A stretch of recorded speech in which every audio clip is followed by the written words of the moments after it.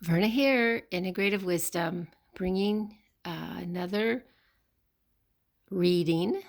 This one is from Wednesday, September 26th, 2018. Wisdom received from the fall gathering.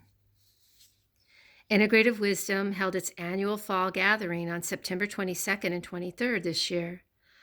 While there is space in the retreat center for 10 women, only 2 were able to make it. As it is with most businesses, you might think this event would be canceled due to poor attendance. But Integrative Wisdom is not most businesses. It was clear to me early on that my work was to serve, not to necessarily be financially successful. And I adopted the mantra, just one is enough. I figured that if only 2 women could make it this time, then there was a reason that only these 2 women would be here together. And I was not wrong. Our topic for our gathering was simply fall, and we gathered to create an intention for the next 3 months of our lives based on where our summer had led us. I had spent some time reading and listening to music in order to find just the right poems or quotes or songs to supplement this goal. Here's the first selection. Each moment is a place you've never been. Mark Strand. Each act is virgin, even the repeated one. Renee Char. Your duty is to be and not be this or that. Ramana Maharishi. As you might imagine, we had quite a robust conversation around these ideas, and we agree that most of the time we don't follow any of these words of wisdom. As the dialogue progressed, we opened to the possibility that we might adopt these words of wisdom as we moved into this season of fall time. There was special resonance with the idea of giving ourselves permission to simply be without having to fit into some kind of a box or expectation. I hope you will think about that for a moment before reading further.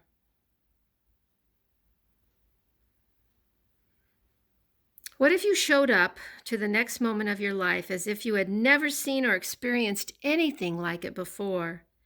How might your commute, your business meeting, your time with family be transformed? I hope you try it. Stop yourself when you say, I know what you are thinking, or I know you won't care, or whatever other thing you say when you've already closed your mind to possibilities inherent in the now. Give another person the gift of blank slate, possibility, and wonder. And if in that moment they do exactly what you thought they would do, the very act of you not expecting it will be new enough. No need to say, I told you so, because it will be different because you showed up different. Okay, back to our gathering. As we continued to breathe in and breathe out, as we sat in the expansiveness of peace, our hearts were open to share deeply. And then the flow of communication intensified. Here were 2 women who knew each other for years, and yet a dialogue began that was a place they'd never been.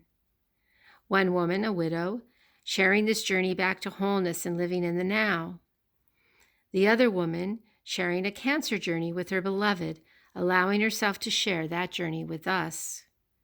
While you think one might be able to offer suggestions and advice given she has traveled that road, the consensus was, what if this is approached from the idea that each act is a virgin act?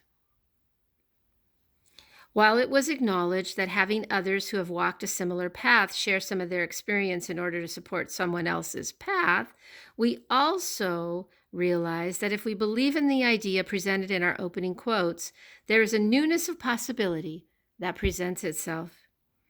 This newness might have more juiciness and give more life to each day, rather than waking up and saying to oneself, oh, now I know what comes next. This was powerful, to be sure.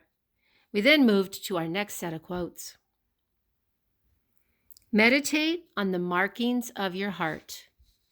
Mark Nepo. Lend yourself to others, but give yourself to yourself. Michael de Montaigne.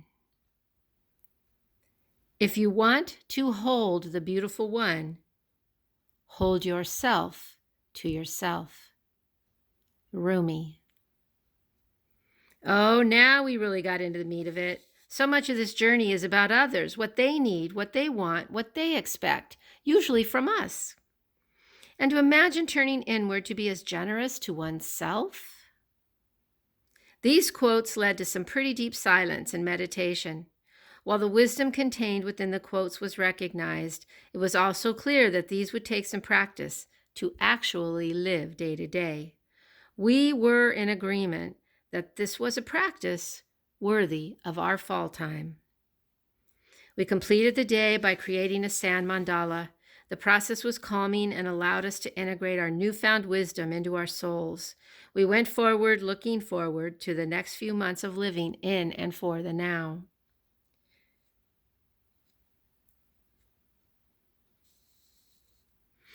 I hope you enjoyed the brief description of the Integrative Wisdom Fall Gathering 2018. What follows is information I passed on to the group from the book, The Medicine Woman's Guide to Being in Business for Yourself by Carol Bridges. This book has been helpful over the last 20 years, and I still enjoy the wisdom in the pages today. So here it is, some information about fall. Take stock of your routine. The average day is a harvest of thousands of thoughts, desires, longings, repression, or expressions over your lifetime. Is the harvest good? Are you experiencing joy in these average days that are passing you by? Are you noticing the simple pleasures? The way the light is streaming in the window, the smell of your flowers in the garden.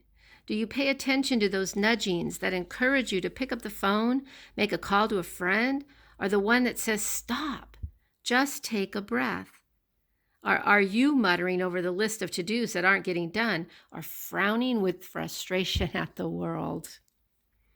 It is important to recognize our responsibility in harvesting our best life. Let us be sure we are taking small steps to create our best day in spite of things we have no control over. Direction, the West. It's time for a timeout. Fall into your comfortable chair and look over what you've done so far. Look over what you have placed your attention on in the summer. Is it coming to fruition? Is it worth your continued time and effort? Are you proud of what you are doing with this one precious life?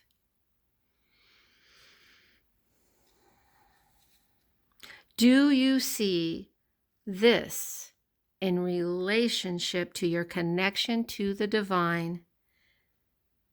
Give your life to that which is greater than yourself. Time is all we have. Let us use it well. Reflections from fall 2018 are pretty spot on for 2020. All right, everybody, here's to fall.